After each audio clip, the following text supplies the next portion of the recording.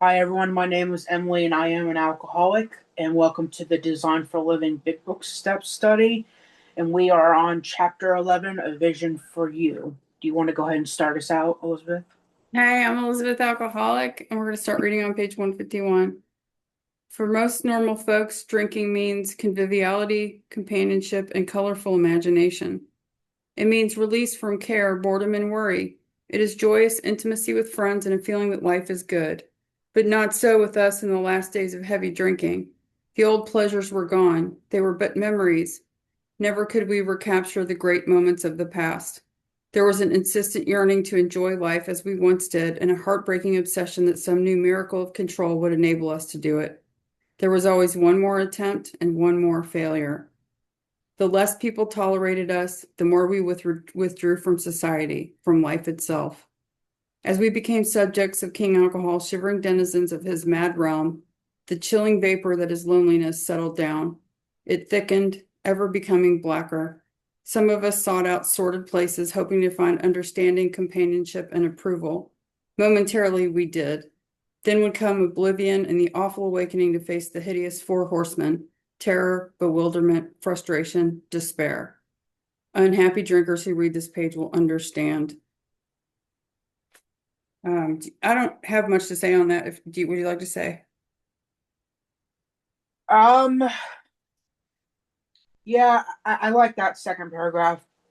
It just reminds me of when I was active and no one really wanted to tolerate or be around me just because I was acting a certain way.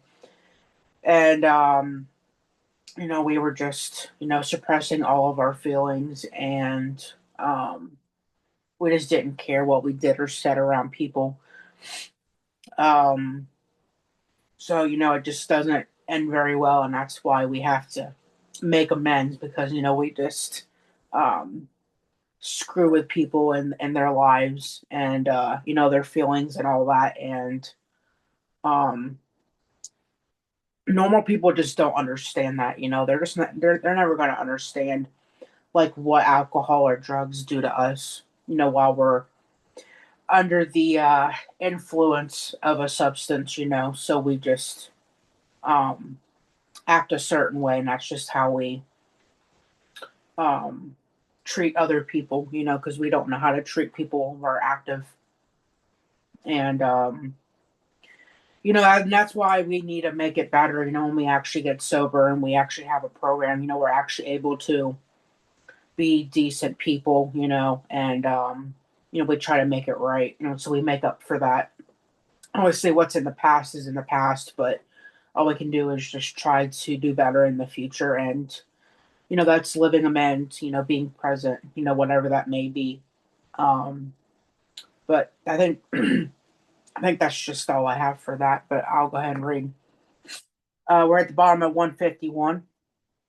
Now and then, a serious drinker, being dry at the moment, says, "I don't miss it at all.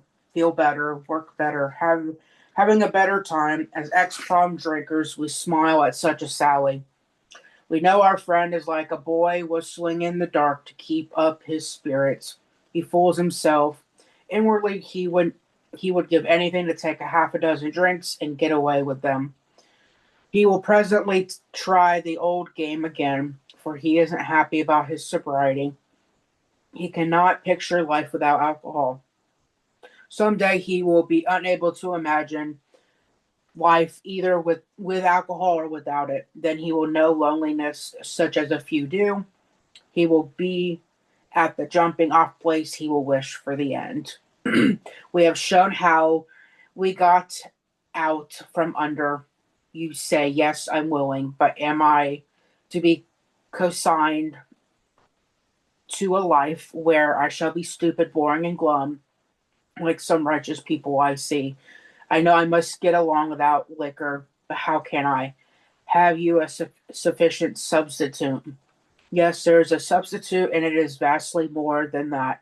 It is a fellowship of Alcoholics Anonymous.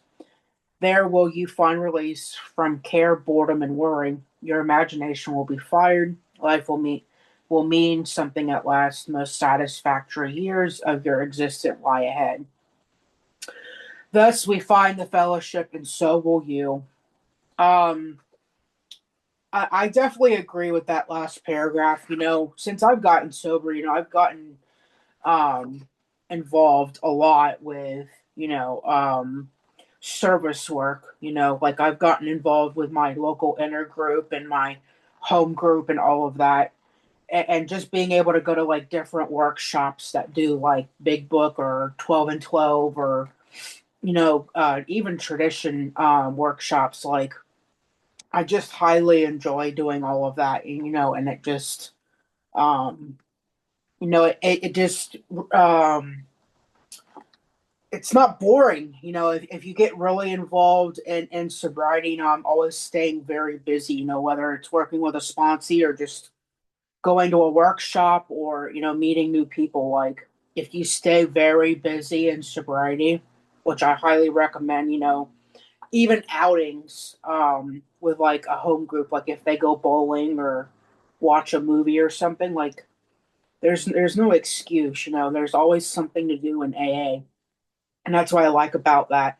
And also going to like conventions and area assemblies and um like other, sober events. I go to a lot of different, things in AA, and I don't get bored. So if you get bored, then you're just not involved enough. Is what I tell my sponsees.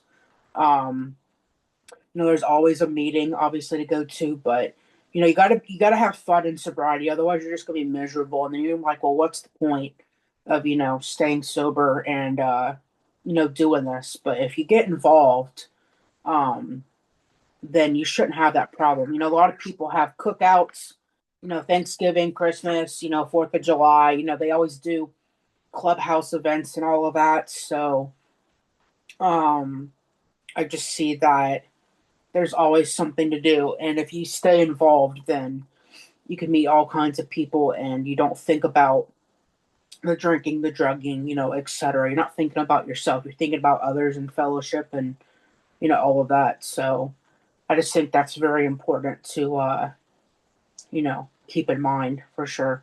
You have anything, Elizabeth? You're on mute. Definitely. And and I wanted to mention something about where it talked about the loneliness too, because I remember I could be in a room full of people and still feel lonely because I wasn't opening up to anyone. I didn't have an inner life. I ran away from my inner life. I didn't really know I did for a while. Even when I got here, I thought, well, I just like to party. But then after somebody said to me once, if you want to find out why you drink, stop drinking. And because then the feelings come back, and then I find out, oh, um, but I love, they've talked about the steps a lot, and here now they're talking about the fellowship. And that was the first thing that attracted me to AA was people who were sharing from the heart and having fun. I was 21 years old. I needed to have fun. I needed a social life. I needed to go out with people. We would God, we would take over restaurants. I mean, we had such big crowds of people that we had this one restaurant we went to all the time because it was open really late. And we would take up like a whole section of the restaurant. It was a blast. And like Emily said, there's always conventions. Conventions are so much fun. I mean, the sobriety countdown on Saturday night, is so much such it's like a pep rally, it's so much fun. People always say get to the meeting early, stay late. Um, at our meeting, we try to recreate the fellowship as best we can.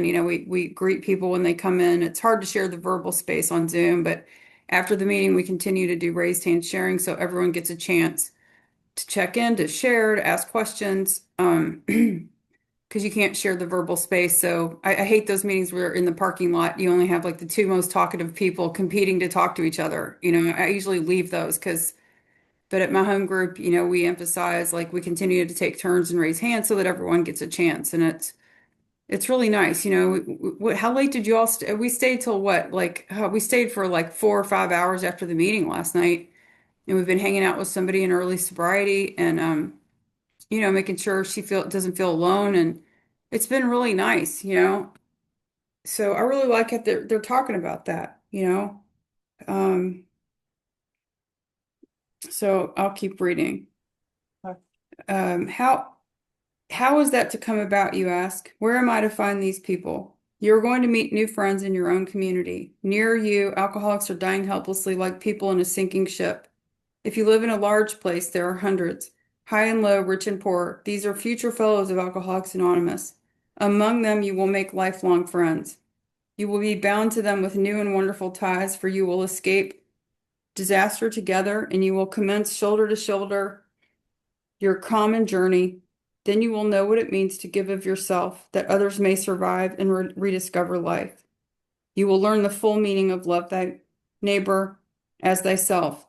And here, like it already encouraged us in step 12 that we are now to go out and find people to work with. And that was for our recovery. That's for our continued work. Um, and we don't, it's amazing how many people I talk to that I ask them how many people, if they're struggling and they've got some time. I'm like, well, how many people are you sponsoring? Well, I did have one person. I'm like, okay, literally like, well, I just don't feel ready. Well, no, that's not what that's not AA. AA tells me I need to go out and find people to help. It doesn't tell me that I sit around and wait until I'm ready for anything. That's not what the program says. But now here they're talking about doing it for fellowship, right? That I need people for that too, because I can't just sit around and work steps the rest of my life, like all the time. My own journey in the past few months of recovery from a relationship has been, a lot of work, but I've mixed in fun. I have to mix in fun. I have to go out and have fun and make time for that balance, because we don't want to just sit around and, look at but also this part is, the book was written 4 years after AA started. A lot of cities didn't have a fellowship yet. So they're encouraging people to go out and find people. You can create this. You can create what we've created in New York and Akron and Cleveland, right? It's, they're like encouraging people to go out and do it. And I love that it's not just the disaster we're escaping. Now we have a common journey, and that's the program. They mentioned that earlier in the book, that it wouldn't be, that's not the only thing that bonds us is what we've come through. What bonds us is what we're also doing now. And I love where it says, then you will know what it means to give of yourself that others may survive and rediscover life. I love to tell new people, you have come in here with a story, your story, and and it's yours and it's here to help. It's now you can use it to help people, and there's things that you've gone through that other people haven't necessarily that you're going to be able to help somebody with. And it's so cool when you find that out, when you realize, oh my gosh, that's why I went through that. There's a great speaker. His name is Earl H. And there's a website you can go listen to his talks, earlhtalks.com. Actually, I think someone set it up. And he's pretty well known for the fact that his entire family died in a plane crash. And he goes on and he ends up in AA. And he said, I can get over anything but that. And then one day he ends up at one of his old meetings that he used to go to, and someone's welcomed him by name, and a woman shrieked from across the room, "Oh my God, Earl." She runs across the room and she said, "My family died in a plane crash. I never would have gotten through it if I hadn't heard your story." And he said in that moment he realized, oh my gosh, Anyway, that's it. Go ahead, Emily. Yeah, I really just Bill was onto something when he wrote this. He knows what other people needed, and he knows what he needed, back then, because that was before they had a fellowship. And he just had to go back. He just had to go out there and just meet people. And he helped a lot of people, but that's kind of our goal as well. I work from home, so like I have to make myself go out and about and help people and go to meetings and all that. Otherwise, I could just like isolate. I mean, I never leave my house like ever most of the time, but I have to make myself. So I make myself go to like these events and conventions and Stuff like that. But I have to make myself go out there and get involved. Otherwise, I could just hop on Zoom and it's just super convenient for me because then I could just sit in my pajamas and, sit in a meeting. But I make myself, go take a shower, get clothes on, and actually like go out there and talk to people because I know it's good for me and it's good for other people. You just never know what you're going to do when you talk to that person. You might be helping them, just being there and being present. You don't know what they're struggling with or, you know, dealing with in their life. But that's just the miracle of this program. We're there for each other, and we could be happy on the outside, but on the inside, we're just like struggling big time. And we just don't know it until someone speaks up and says, "Yeah, no, I'm not okay," instead of saying, "I am okay." And we really do get to learn and love people, as we love ourselves until we get to love ourselves. I know, obviously, we don't love ourselves when we first come in, but as we get to get sober and work this program and work our steps, and we're able to love ourselves, and then we can love other people, especially our sponsees and other people in the program and in the meeting, especially a home group, like you see them every week, and you just get to know them. And I love it because you just really get to know people. And I don't spend holidays with my family. I spend holidays with AA people. So, that's the benefit of this program, because my parents are very sick people and I don't put myself around that. And we just don't get along and bicker. So I'm just so grateful that we have this program because otherwise I'd be stuck with my family in holidays, or I would just stay at home and do absolutely nothing and be alone. But, I'm just so glad that we have the program, and I have my sponsor and other people in the program. It's just very healthy, to be around and not be around toxic environments and all that. So that's what I get from this. It's not just every day, but it could be holidays as well. For some people holidays are just terrible. It just depends, but I see it as a benefit. I get to know more people as I spend time with them, and everywhere. I've been all over the state of Florida, and I have known lots of AA members around the whole state of Florida. So, that's just the benefit of the program is we get to know all kinds of people from around the world, not only our state, but around the world as well. Um, so yeah, that's just the power of AA, and I love it. So, all right, I'll keep reading. We are on 153 in the middle. Our hope is that when this chip of a book is launched on the world tide of alcoholism, defeated drinkers will seize upon it to follow its suggestions. Many, we are sure, will rise to their feet and march on. They will approach still other sick ones in fellowships of Alcoholics Anonymous, may spring into each city and hamlet, havens for those who must find a way out. In the chapter Working with Others, you gathered an idea of how we approach and aid others to health. Suppose now that you go through, or now that through you several families have adopted this way of life, you will want to know more of how to proceed from that point. Perhaps the best way of treating you is to a glimpse of your future will be to describe the growth of the fellowship among us. Here's a brief account. Years ago in 1935, one of our number made a journey to a certain western city. From a business standpoint, his trip came off badly. Had he been successful in his enterprise, he would have been set on his feet financially, which at the time seemed vitally important. But his venture wound up in a lawsuit and bogged down completely. The proceeding was shot through with much hard feeling and controversy. Bitterly discouraged, he found himself in a strange place, discredited and almost broke. Still physically weak and sober, but a few months, he saw that his predicament was dangerous. He wanted so much to talk to someone, but whom? I don't really have too much to say about that, but we can continue reading if you want. What do you think? Hmm?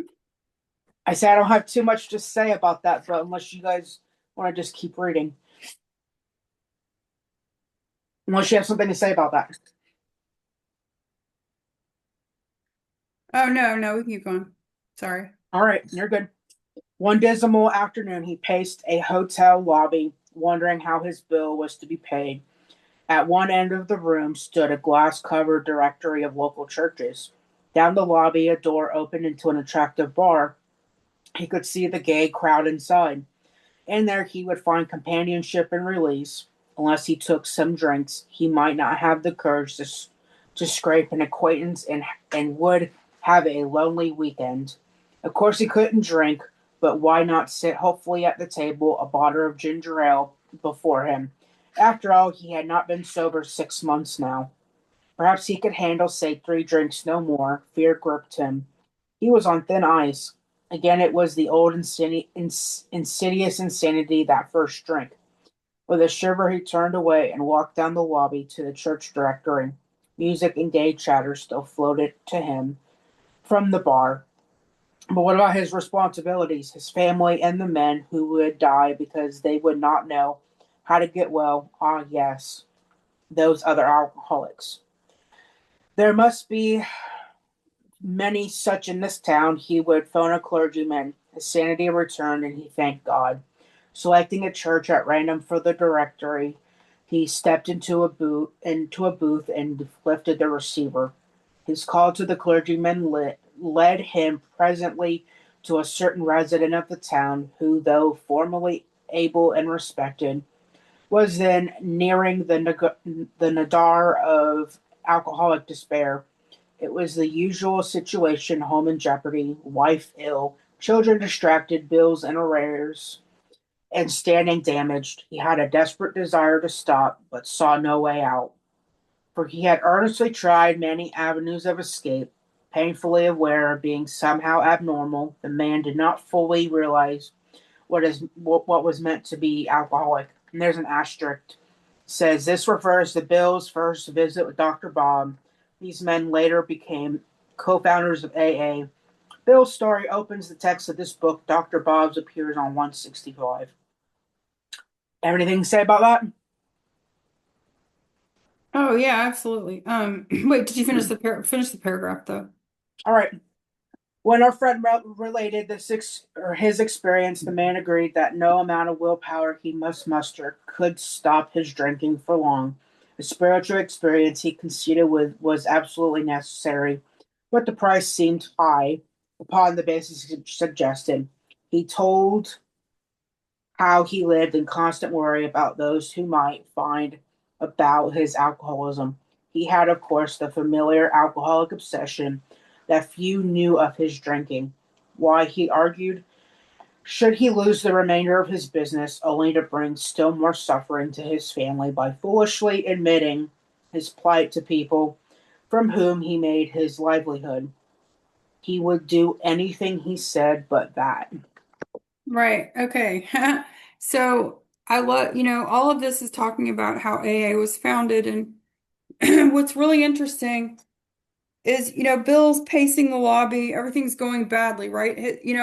And I often tell people we can stay sober on a good day pretty easily, but it's when things go to hell, and then, that's where we really get tested. What kind of program do I have? What am I going to do about it? Am I going to take action?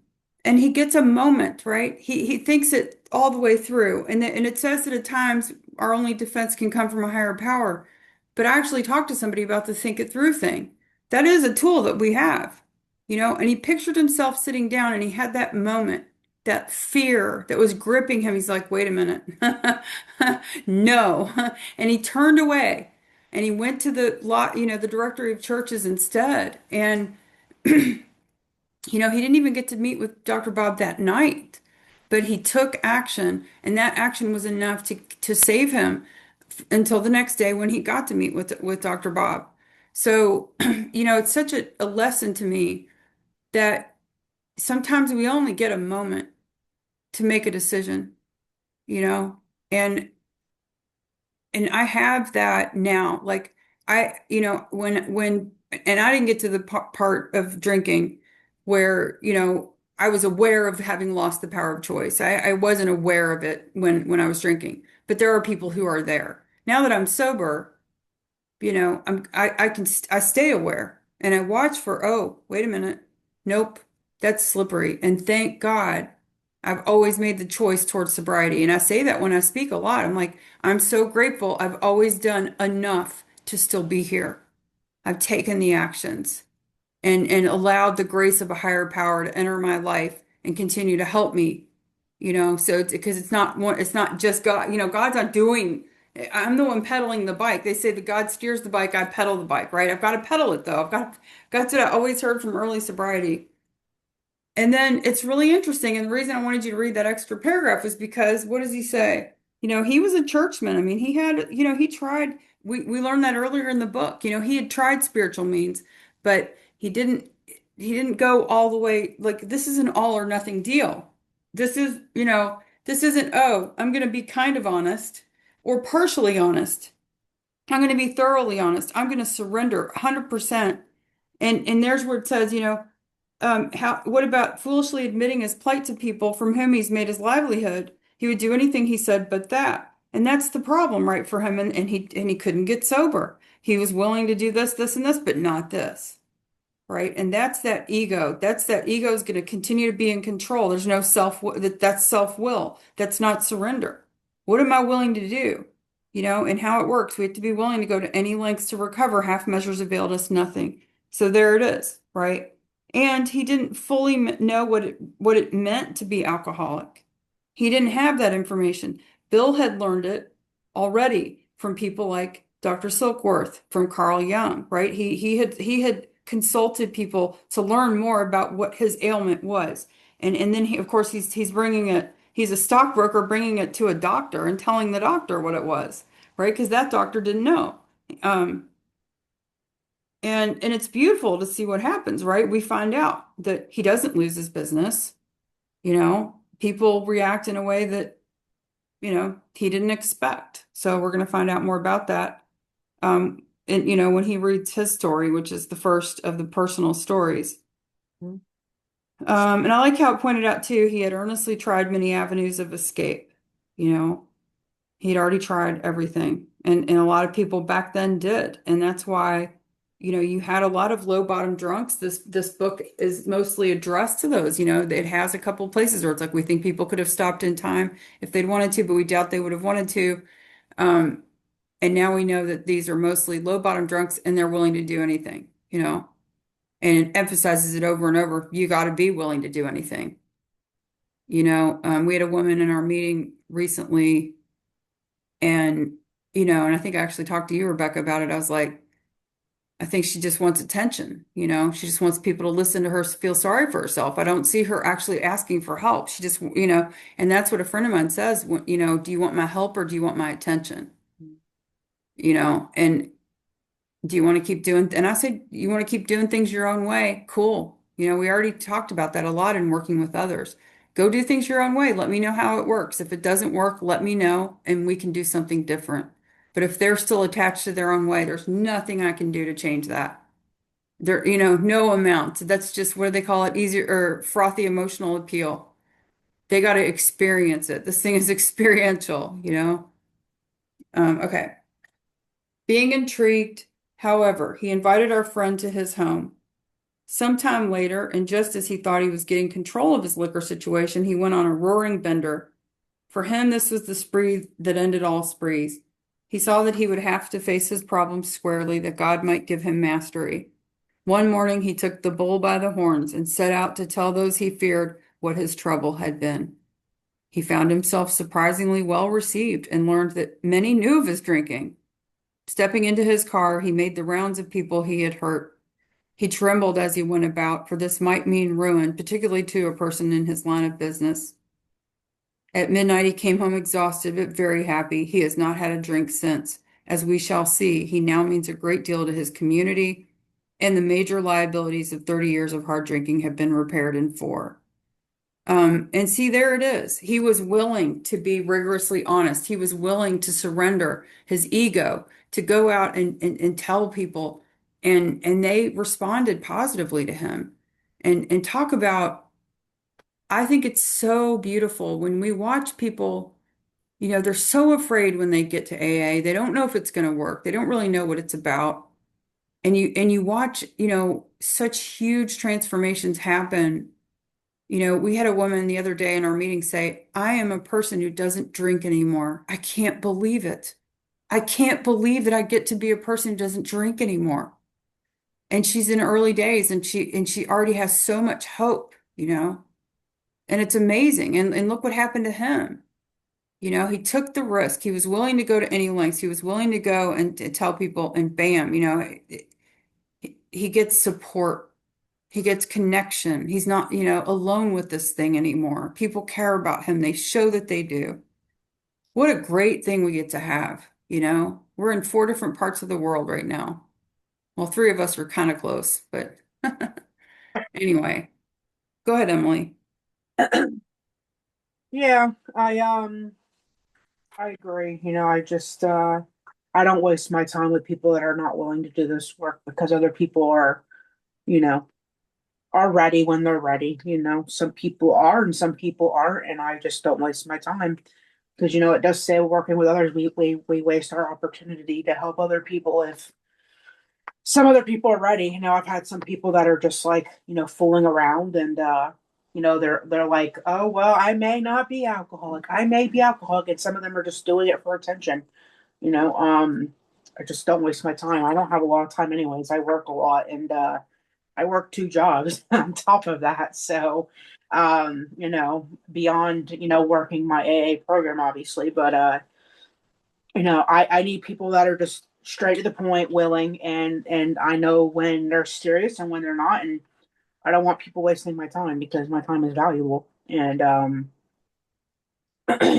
just I just realized that they're ready when they're ready, and if they're not, then that's okay. I'll be there. If not, then good luck to them.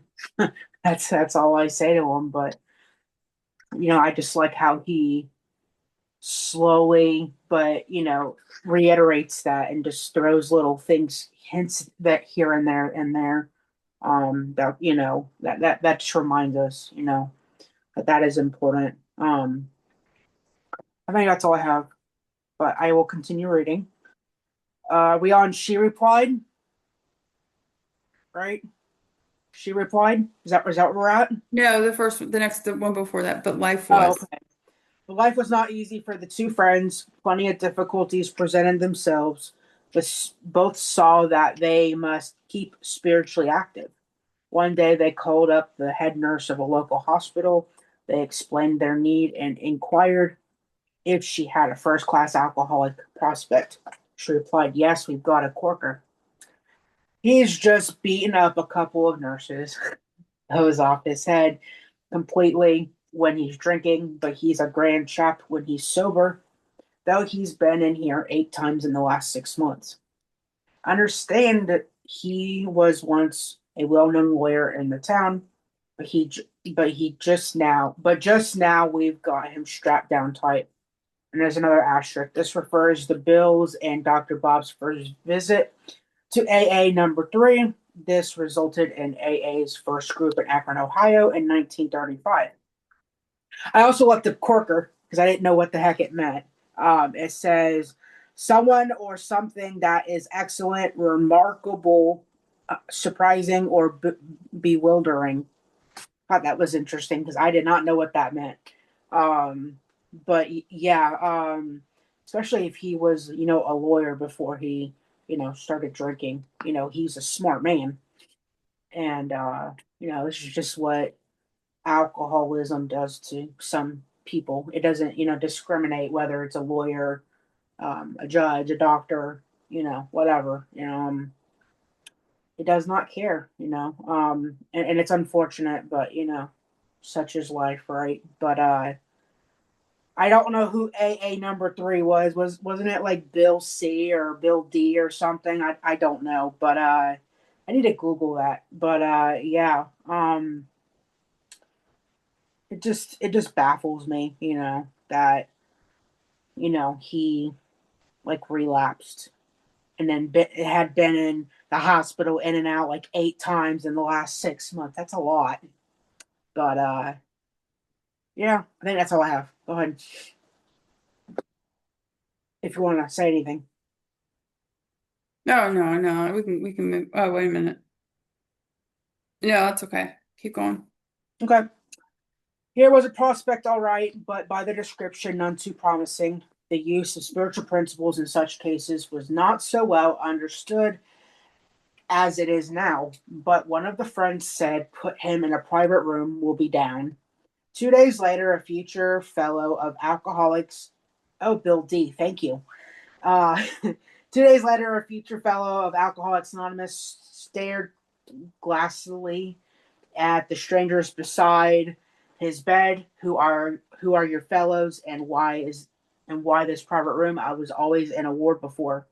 Said one of the visitors, we're giving you a treatment for alcoholism. Hopelessness was written large on the man's face as he replied, oh, but that's no use. Nothing would fix me. I'm a goner. The last 3 times I got drunk on the way home from here. I'm afraid to go out the door. I can't understand it. For an hour, the two friends told him about their drinking experiences. Over and over, he would say, that's me, that's me. I drink like that. The man in the bed was told of the acute poisoning from which he suffered, how it deteriorates from the body of an alcoholic and warps his mind. There was much talk about the mental state preceding the first drink. Yes, that's me, said the sick man, the very image. You fellows know your stuff all right, but I don't see what good it'll do. You fellows are somebody I was once, but I am nobody now. From what you tell me, I know more than I or than ever. I can't stop. At this at this both the visitors burst into a laugh, said the future fellow anonymous. Damn little to laugh about that I can see. The two friends spoke about their spiritual experience and told him about the course of action they carried out.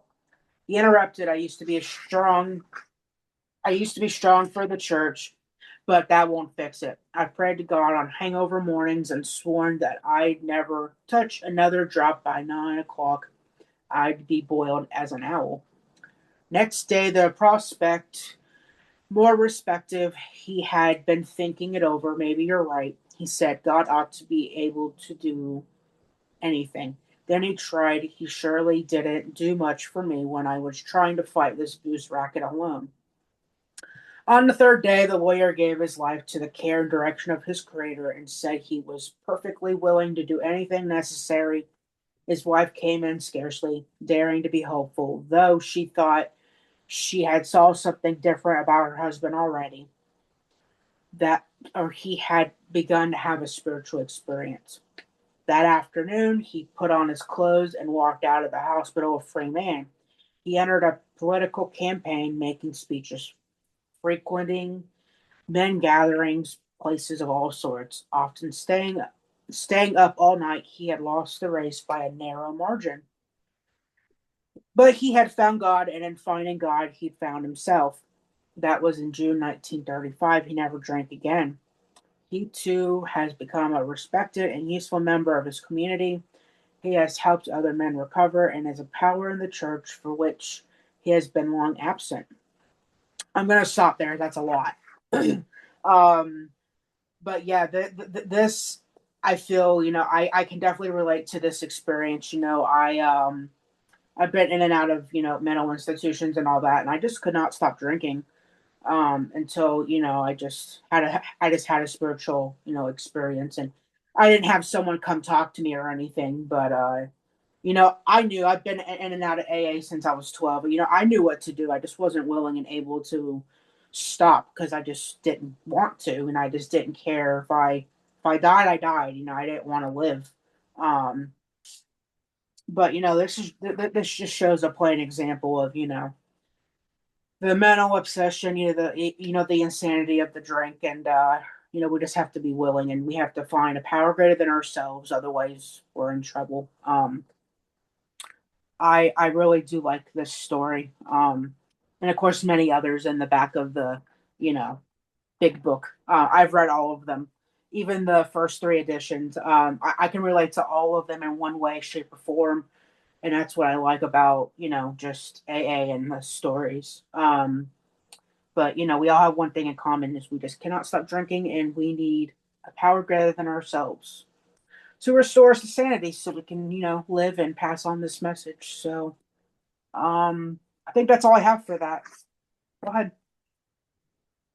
I love how they're now giving us concrete examples of the fact that, we start out by telling another person about our drinking, and that's why, it says in working with others, learn all you can about him. First you learn all you can, as much as you can.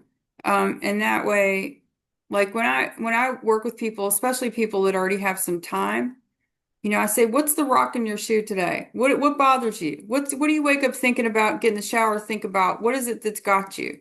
Because that's my alcoholic mind, right? And I need to treat that.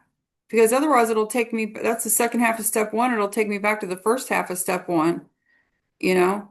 But, I went to, even when I go to speak, I went to a place where there were a whole lot of young people. So I focused my talk on mostly how things were when I was young. How did I feel? Why did I drink? What happened when I drank when I was young? So, I really want to help connect with them, and pay attention. Sorry, I'm alone in this house and there's my cat's doing something that makes it sound like somebody else is here. Okay. Um, and then they let them think about it, right? They don't push anything on them. They tell them a little bit, but give them a little bit of hope, tell them a little bit about the solution, and then they let him think about it. And then he wanted it, right? So that was great. It's beautiful. And he said he was willing to do anything necessary. Again, we're emphasizing that, right?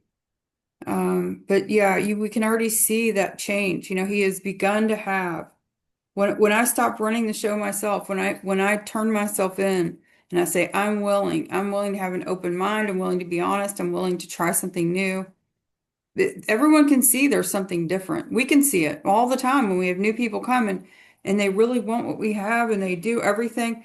I'll tell people about other meetings on Zoom and I know when they show up at every meeting I suggest, it's like this person really wants this thing. They're ready to change. They want a new life. And I really do think it is that allowing space for a spiritual experience, because I'm not closed-minded. I'm not, trying to fit a square peg into a round hole anymore in my life.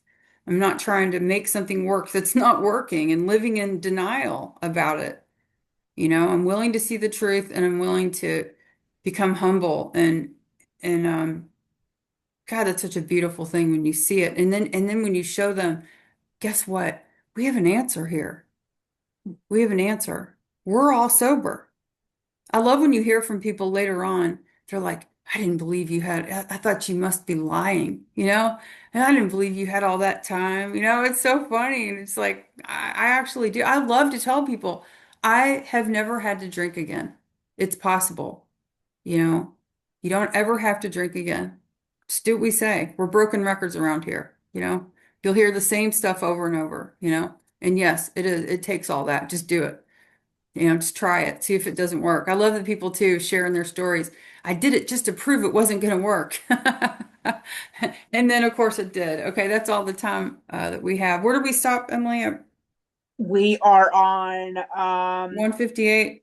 so you see, yeah, Okay, cool. very bottom. All right, let me stop the recording. We'll pick it up next week. Okay.